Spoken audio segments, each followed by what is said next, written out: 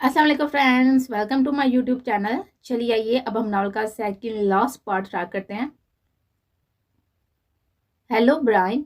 Azhan office में पहुंचते ही Brian से मिला था। हेलो सर, कैसे हैं आप? हैरियत, ब्रायन ने अजहान से पूछा था। यार, सुबहान से मिलने आया था मगर वो यहाँ पर भी नहीं है। क्या तुम मुझे बता सकती हो कि उस दिन जो उस पर हमला हुआ था वो किन लोगों ने करवाया था? क्या तुम्हारी टीम उन तक पहुंचने में कामयाब हुई है? जहां ने ब्रायन के सामने बैठते हुए पूछा था। सर, हमारी टीम कोशिश कर रही है मगर कुछ हाथर हवा रिजल्ट नहीं मिल रहे। मगर मैं इतना बता सकता हूँ कि सुभान सर जिस फाइल को कंप्लीट करके मंजिल आम पर लाने वाले थे, वो हमला करने वाले उसी फाइल के हसूल के लिए ही भाग दौड़ कर रहे थे और इसी असना में उन पर वो मर्डर अटैक हुआ था।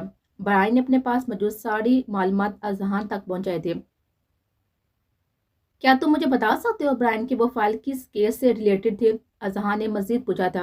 यस श्योर सर, मुझे जहां तक मालूम है वो पाकिस्तान के बहुत बड़े सियासतदान को एक्सपोज करने के लिए तैयार किए गए थे। इस फाइल में सर की 3 साल की मेहनत मौजूद थी और इस फाइल में बड़े पक्के सबूत है जिससे वो सियासतदान मिनटों में जेल की सलाहों के पीछे होगा। ब्रायन ने मजीद बताया था। नाम नाम मालूम है तुम्हें उसका? उस सियासतदान का? अजहान ने पूछा था। नो सर, उसके बारे में मुझे कुछ नहीं पता। It's a top secret. Sir, बड़ी राजदारी से इस फाइल पर वर्क कर रहे थे and I am damn sure जितनी राजदारी से वो इस फाइल को कंप्लीट कर चुके थे, इसी राजदारी से वो उसे एक्सपोज करने वाले थे। मगर पता नहीं महाल्पों को कैसे पता चला। ब्रायन ने अफसोस से कहा था। मगर आप क्यों ये सब पूछ रहे हैं? ब्रायन ने अजहान की तरफ देते हुए कहा था। इसलिए कि पिछले 6 घंटों से सुबहान लापता है और उसी के साथ साथ नशा, अमल और जारा भी।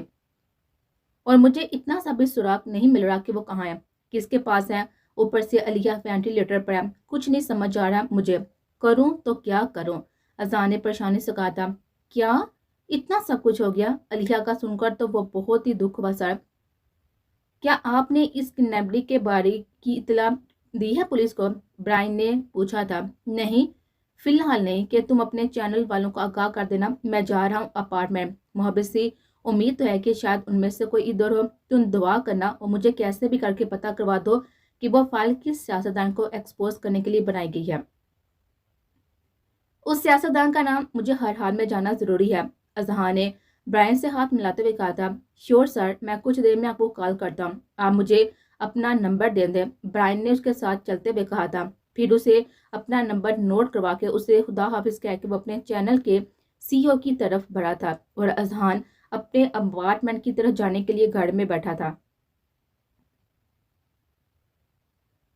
खोलो दरवाजा। देखो, अगर तुम लोगों ने अमल और जारा को नुकसान पहुंचाने की जरा सी भी कोशिश की तो मैं तुम लोगों को नहीं छोड़ूंगी। Open the door. बड़े पापा प्लीज मत करें ये सब। आपके बच्चों की खुशी है वो दोनों। खुद को हमारी नजरों में मत गिराएं। नशा ने होश में आते ही जोर जोर से दरवाजा बजाना शुरू कर दिया था। कब से वह रो रो कर चीख चीख कर दुहाई दे रही थी मगर कोई उसकी आवाज नहीं सुन रहा था, ना ही दरवाजा खोल रहा था। प्लीज खोलो दरवाजा। मैं अपने भाइयों को क्या जवाब दूंगी? वो टूट जाएंगे। यह सब सुनकर वो बिखर जाएंगे। उनकी खुशियां मत छीनो उनसे। प्लीज फॉर गॉड से दरवाजा खोलो। मैं किस मुंह से बताऊंगी असान भाई को? अढ़ान को लेकर मैं उनकी इज्जतों की हिफाजत नहीं कर सकी। बख्श दो हमें, छोड़ दो हमें।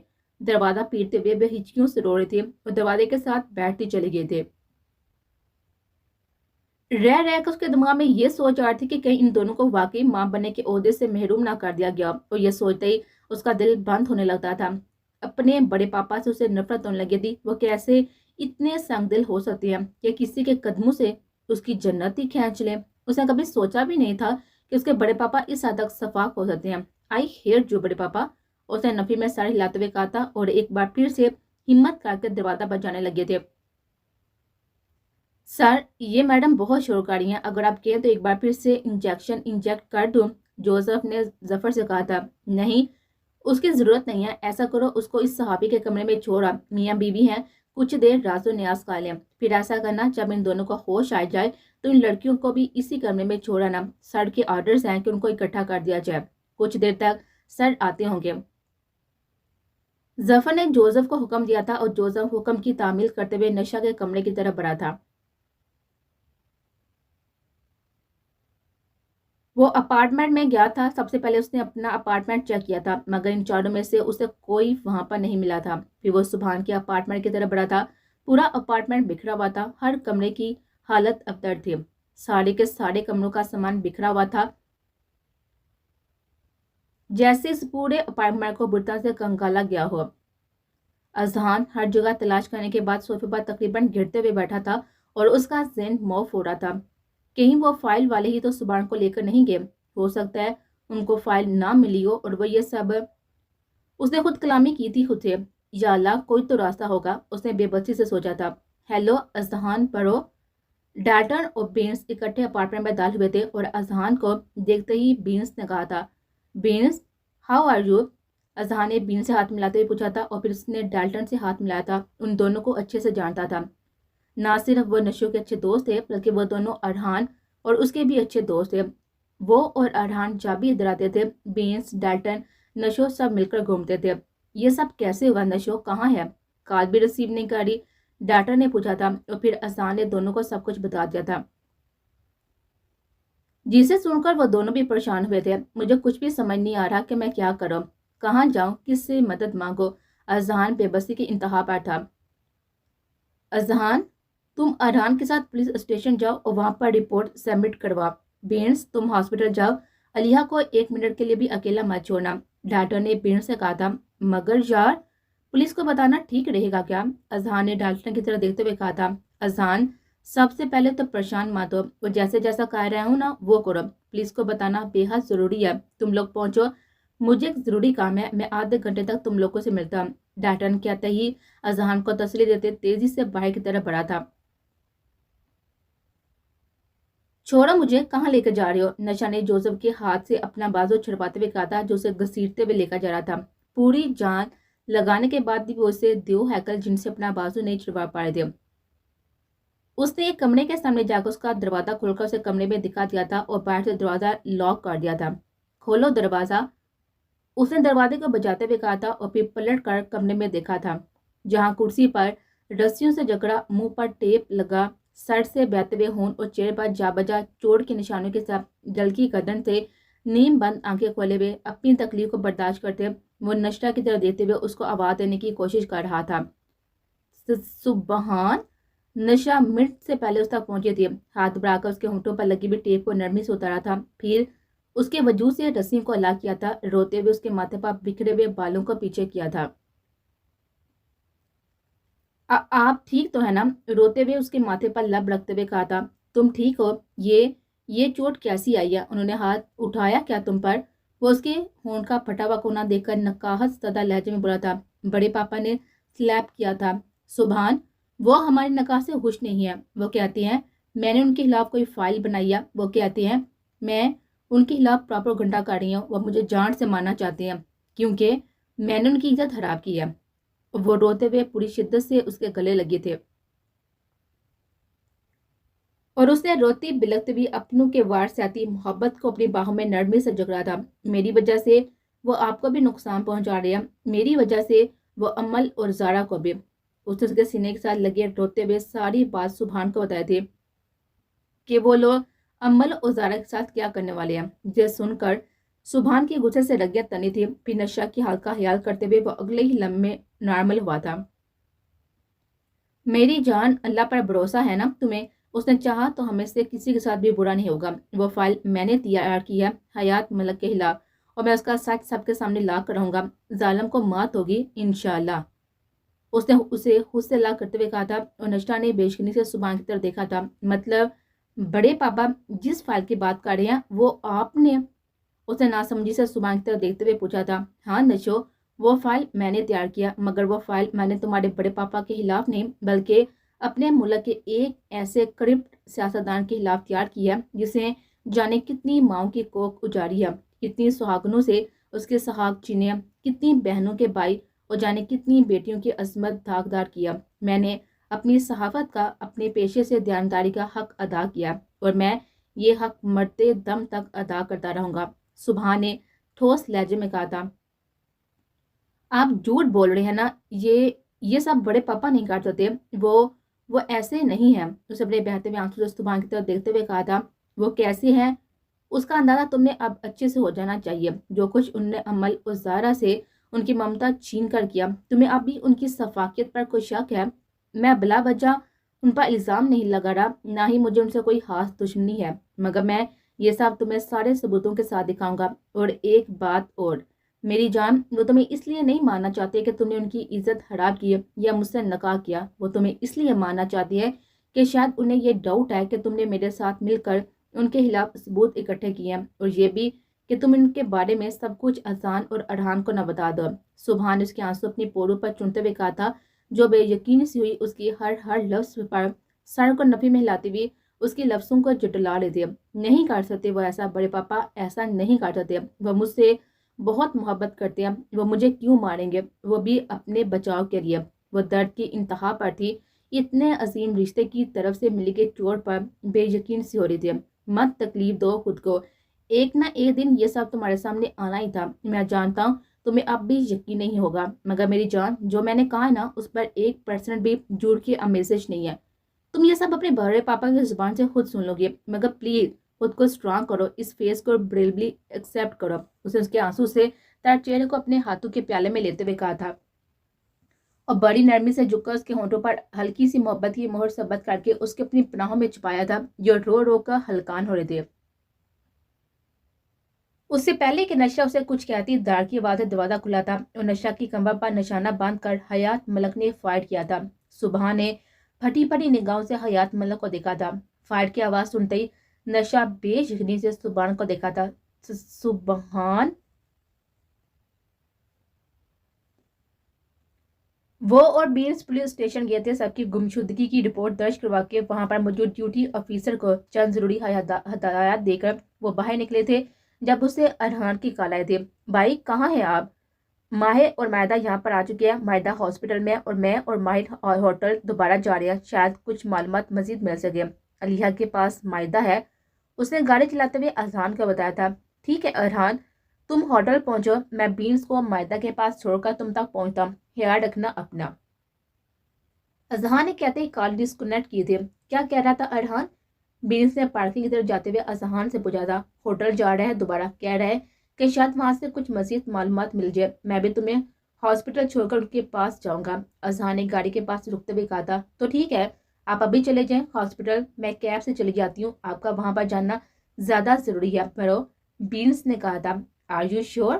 اذہان نے اس کی طرف دیکھتے ہوئے کہا تھا. یس شیور, میں چلی جاؤں گی, آپ رابطے میں رہنا. بینس نے کہتے ہی کیب کو اشارہ کیا تھا, اس کے پاس آ کر رکے تھے. بینس, بیسٹ آف لک برو, پریشان نہ ہو, سب ٹھیک ہو جائے گا. کہتے ہی وہ کیب میں بیٹھی تھی اور اذہان نے اسے الوداع کرتے ہی اپنی گاڑی میں بیٹھ کر گاڑی سٹارٹ کی تھی اور ہوٹل کی طرف چل پڑا تھا. وہ بینس اور اذہان کو اپارٹمنٹ میں چھوڑ کر تیزی سے باہر آیا تھا اور اپنی گاڑی میں بیٹھ کر اس نے گاڑی اپنے اپارٹمنٹ کی طرف دوڑائی تھی. تقریباً 10 منٹس میں وہ اپنے اپارٹمنٹ میں تھا. جاتے اس نے الماری کی سب سے نیچے والا کیبن کھولا تھا, جہاں پر کالے رنگ کی فائل اور اس فائل کے نیچے لیپ ٹاپ پڑا ہوا تھا. اس نے ہاتھ بڑھا کر ان دونوں چیزوں کو باہر نکالا تھا اور کانوں میں اس کے سبحان کے الفاظ گونجے تھے. اس ذہن کے پردے میں 3 دن پہلے والی سبحان سے ملاقات جگمگائی تھی. جب وہ سبحان کا میسج آیا تھا کہ اس کے گھر اسے ملنا آنا چاہتا ہے. رات کے 3 بجے کے قریب اس کا میسج پڑھ کر ڈالٹن نے بے یقینی سے موبائل کو دیکھا تھا. ہیریت, اس ٹائم سب ٹھیک تو ہے نا؟ ڈالٹن نے اس کی میسج کا رپلائی کیا تھا. میں تمہارے اپارٹمنٹ پہنچ رہا ہوں 10 منٹ تک, پھر آ کر بتاتا ہوں ساری بات.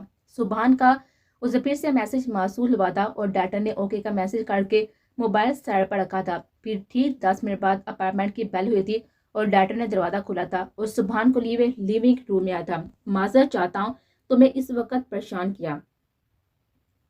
سبحان نے کہتے ہی اپنی شرٹ کے بٹن کھول کر اندر سے فائل اور لیپ ٹاپ نکال کر ٹیبل پر رکھا تھا. It's okay bro, I will always there for you. پریشان لگ رہے ہو, سب ٹھیک ہے نا؟ اس نے ہنستے ہوئے کہا تھا اور پھر اس نے اس کی پریشانی کی وجہ پوچھتے ہوئے کچن کی طرف بڑھا تھا, جہاں پر کافی تقریباً بن چکی تھی, جو وہ سبحان کے آنے سے پہلے ہی بنانے کے لیے رکھ چکا تھا. کافی کو کپس میں ڈال کر وہ باہر آیا تھا اور اپنا اور سبحان کا کپ ٹیبل پر رکھا تھا اور پھر اس کے سامنے بیٹھا تھا. Actually Dalton, I need your help. تمہارے علاوہ میں کسی پر بھروسہ نہیں کر سکتا. اس فائل میں میری 3 سال کی محنت موجود ہے اور اس لیپ ٹاپ میں سارے ثبوت. میں اپنے ملک کے जिस सियासतदान को एक्सपोज करने जा रहा ना वो कोई और नहीं बल्कि नशा के बड़े पापा हैं, और वो इस टाइम इस फाइल और इन सबूतों के तलाश में मेरे पीछे मारे मारे फिर रहे हैं। और मैं नहीं चाहता कि मुझे हरा कर वो इस जुल्म और बरीरियत को मजीद जिंदा रखे। कहते हुए वो सांस लेने के लिए रुका था और फिर डैटन के चेहरे को गौर से देखा था। मैं जानता हूँ सच का सफर बेहद मुश्किल है और इस रास्ते में मेरी जान भी जा सकती है, मगर मैं अपने मुल्क को इन सफाक अनासर से बचाने के लिए हर तौर कोशिश करूंगा, और इसके लिए ना तो मेरी कलम रुकेगी और ना ही मेरी हिम्मत। उसने ठोस लहजे में कहा था, आप जानते हैं ना ये किस कदर मुश्किल काम है, आपकी जान भी जा सकती है। नशा से आपका रिलेशन पूरी तरह से स्ट्रांग नहीं हुआ, वो इस रिश्ते को निभाना नहीं चाहती। आप किस सफर पर निकल आए हैं, मेरी मानिए तो आप सबको वहीं पर रोक दें। डाल्टन ने उसे समझाते हुए कहा था, नहीं डाल्टन, मैं ये सब रोक नहीं सकता। रही बात नशा की, तो अगर वो सच का साथ नहीं दे सकती तो वो मेरा साथ क्या देगी। उस सबको मैं मजीद लटका नहीं सकता। जैसे जैसे ये सब ताहीर का शिकार होगा वैसे वैसे मेरी मेहनत पर पानी फिरने के चांसेस ज्यादा हैं, जो मैं किसी सूरत नहीं होने दूंगा। सुबह ने नफी में साइल लाते हुए कहा था, ओके, अगर बात सच्चाई की है और लाखों लोगों की खुशहाली की है तो मैं आपके साथ हूँ। डाल्टन ने कुछ सोचते हुए कहा था, थैंक यू डाल्टन। सुबह ने तशकर अमीर नजरों से देखते हुए कहा था, प्लान क्या है? डाल्टन ने पूछा था। सबसे पहले तो तुम इन दोनों चीजों की हिफाजत करोगे, बहुत हिफाजत है।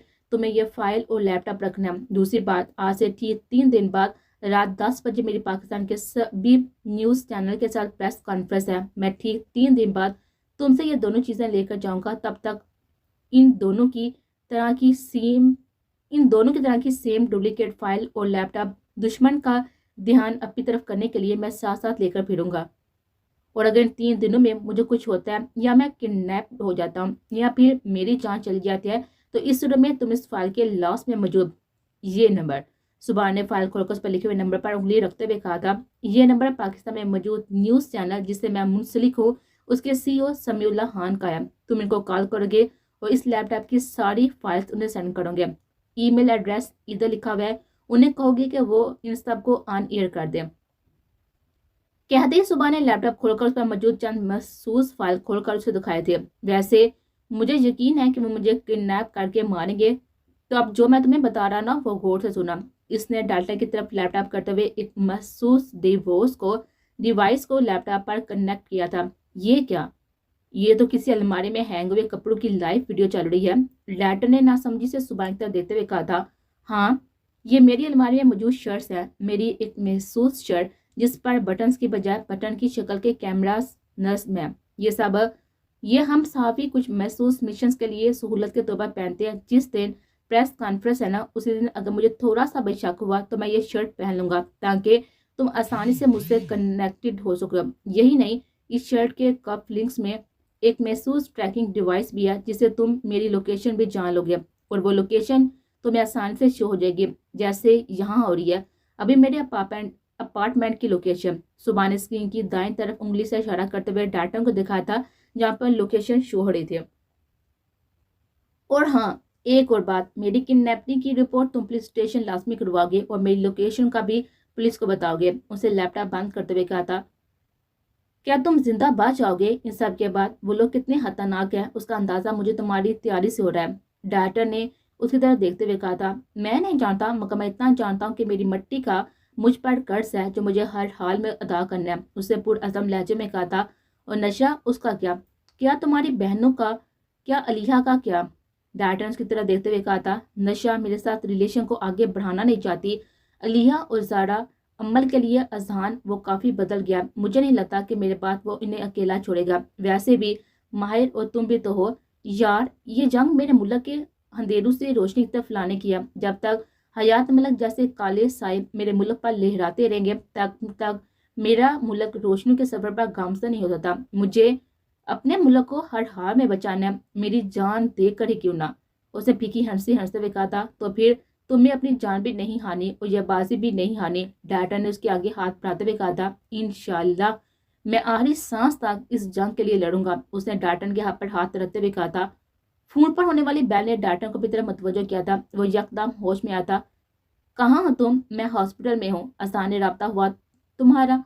बीन्स ने पूछा था। हाँ, मैं बस उनसे ही रब्ता करने वाला। ठीक है, پھر میں بعد میں بات کرتا ہوں. کیا تو اس نے بینس کی کال ڈسکنیکٹ کی تھی اور پھر فائل کھول کر اسے سمیع اللہ خان صاحب کا نمبر ڈال کیا تھا. سر میں ڈالٹن بات کر رہا ہوں. فون ریسیو ہوتے اس نے سی او کو بتایا تھا. تو سبحان کڈنیپ ہو گیا؟ سی او نے پوچھا تھا. جی وہ کڈنیپ ہو گیا، مگر آپ کو کیسے پتا؟ ڈالٹن نے حیرانگی سے پوچھا تھا. بتایا تھا اس نے مجھے کہ اگر وہ کڈنیپ ہوا تو تم مجھے کال کرو گے اور فائلز بھی سینڈ کرو گے.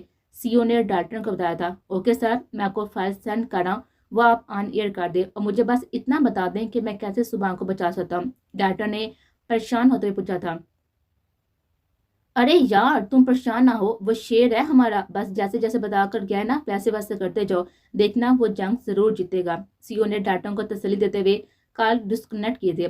اگلے 5 منٹ کے اندر اندر ڈالٹن نے ساری فائل سی او کو سینڈ کر لی تھی. سی او نے وہ ساری فائل ایک ایک کر کے کھولی تھی، جن میں سے 4 فائل حیات ملک کے جرموں پر منبی تھی، جبکہ ایک فائل میں یاور احمد کے خلاف واضح 4 مرڈر کے ثبوت ہے. سی او نے یاور کے کیس کی فائل سب سے پہلے بریکنگ نیوز میں چلوائے تھے، کیونکہ یہ بھی سبحان کے آرڈرز تھے.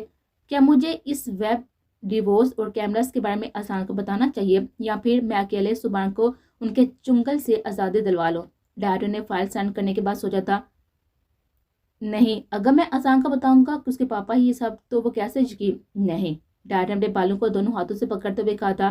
نہیں، مجھے کچھ بھی ان لوگوں سے نہیں چھپانا چاہیے، مجھے سب کچھ واضح آسان کو دکھانا چاہیے. وہ سب کچھ اپنی آنکھوں سے لائیو دیکھے گا تو اسے یقین کرنا ہوگا. دل میں پختہ ارادہ کرتے ہوئے اس نے موبائل پر نمبر ڈال کیا تھا. اذہان کو، ارحان کو اور ماہر کے ساتھ ہی اپنے اپارٹمنٹ آنے کا کہا تھا. سر باہر پولیس آئی ہے، یاور احمد کی سیکرٹری نے اطلاع دی تھی. کیا پولیس؟ یاور احمد نے غصے سے چلاتے ہوئے کہا تھا. جی پولیس. ایس ایچ او نے سامنے آتے ہوئے اور یاور کے سامنے ہتھ کڑی لہراتے ہوئے کہا تھا. کس کی اجازت سے آپ لوگ یہاں پر دندناتے ہوئے اندر آ گئے ہیں؟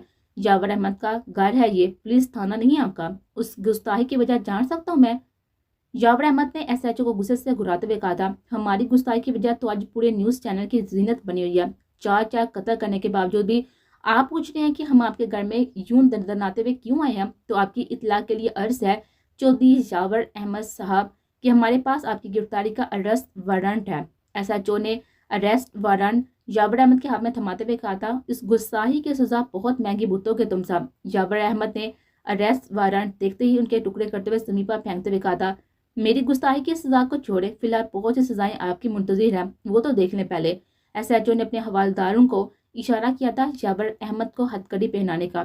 ایک بار ضمانت ہو جائے پھر میں دیکھ لوں گا ایک ایک کو. وہ ہتھ کڑی سے بندھے ہوئے ہاتھوں کو دیکھتے ہوئے گھرایا تھا. تم وکیل سے بات کرو، مجھے چند سیکنڈ بھی حوالات میں نہیں رہنا. یاور احمد پولیس موبائل میں بیٹھتے ہوئے اپنے سیکرٹری سے بولا تھا اور وہ صبح میں سہلاتا اسے تسلیاں دے رہا تھا. پھر چند سیکنڈز میں پولیس موبائل یاور احمد کو ساتھ لیے نظر سے اوجھل ہوئے تھے.